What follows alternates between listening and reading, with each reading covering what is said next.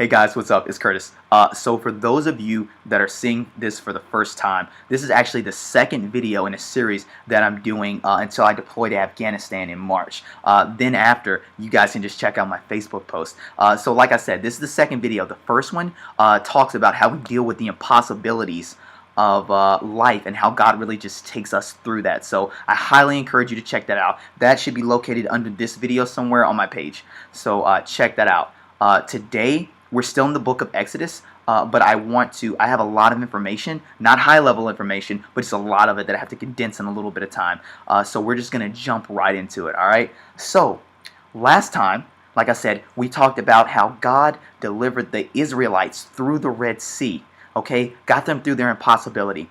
Now, they actually traveled to Elim, and they're leaving Elim to go to Mount Sinai. However, they have to go through the wilderness of Sinai before they can actually get to the mountain, which is where God actually created the Ten Commandments.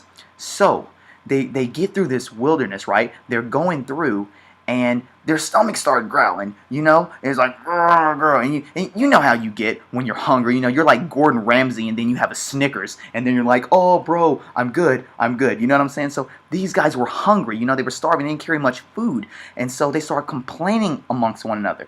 They're like, back in Egypt, we had bread. Back in Egypt, we had meat, you know? And they're complaining to Moses and Aaron. And they're like, you know, did you just drag us out here to in the wilderness from Egypt to die? You know, did you do that? And it's like they forgot where they came from. They forgot that God delivered them from slavery. That these two guys they're complaining about led them through the Red Sea at God's right hand. So, you know, and if you've read this before, you're like, bro, that's not me. You're like, no, that's not me. Like, if God opened up a sea for me, you know what I'm saying, got me through, I think I have a little more faith in that. Okay, well, let's just take a look. Let's just take a look at that, right?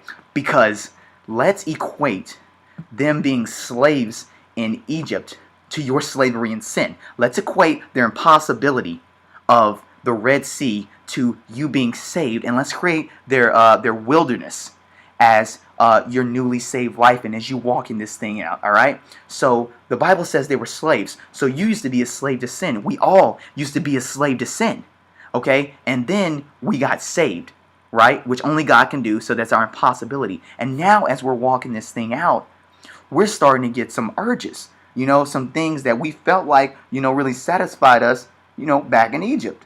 So you're walking this thing out, you start, you know, seeing stuff, and you're like, you know what? Man, you know, I'm a little hungry for what I used to have back in the day. You know, Egypt wasn't all that bad. Egypt was not all that bad, you know?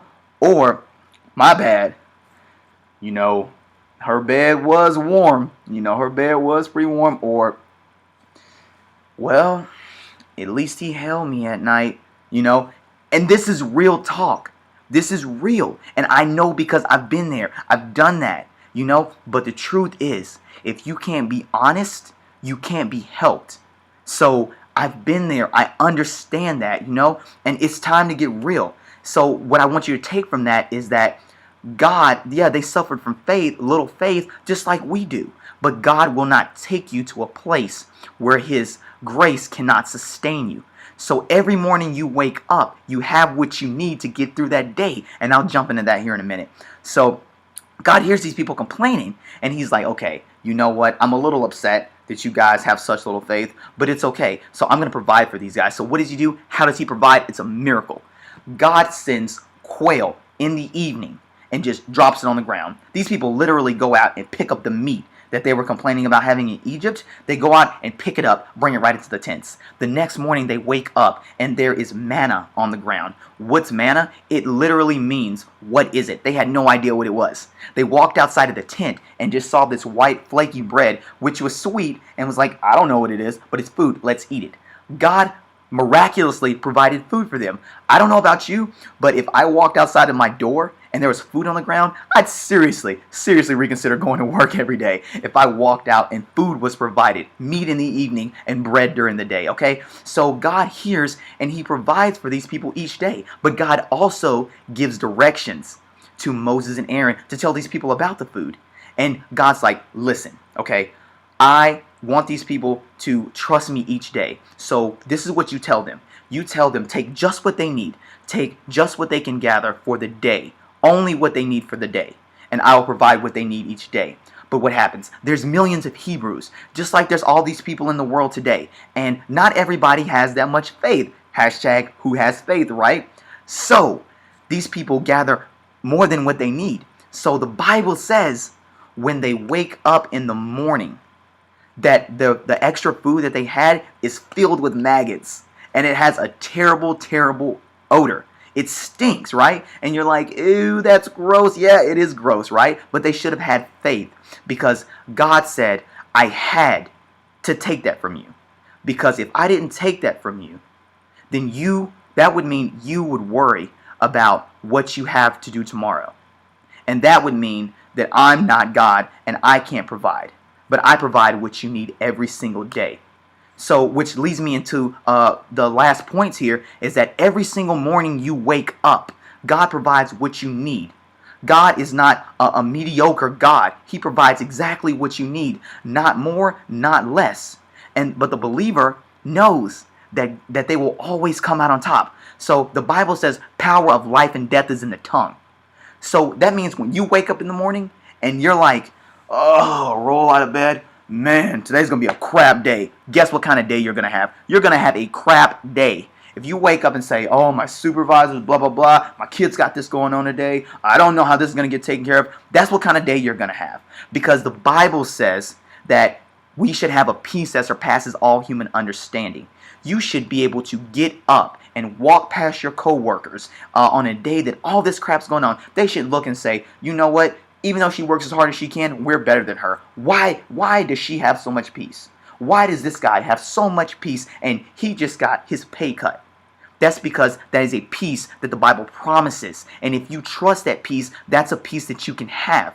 God doesn't just give you enough to get by day. He gives you enough to overcome. You are an overcomer. Okay? So you should be able to be in the windstorm of your life, getting slapped by the wind of financial difficulty and the rains of doubt, but know and be like, you know what? I don't know why I'm so happy right now, but I am. That's the kind of peace that you can have, and you're like, there's no way I can have that peace. And I used to say the same thing, but you can, and you will if you can only trust and truly believe that God can do it for you. So what I want you to do is take last message about the impossibilities of God and take this message about how He can get you and gives you enough to get by day to day and mix them. So imagine God saying, hey, I have exactly what you need every day. I can give you the peace that you need every single day. And then while you're in that amazing and blissful peace, I'm also working the impossible for you. I'm also doing this thing for you that you didn't think I could do. I'm doing this for you right now.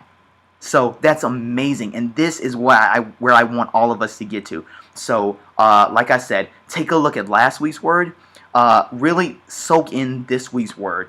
And God bless you all. We love you, and take care.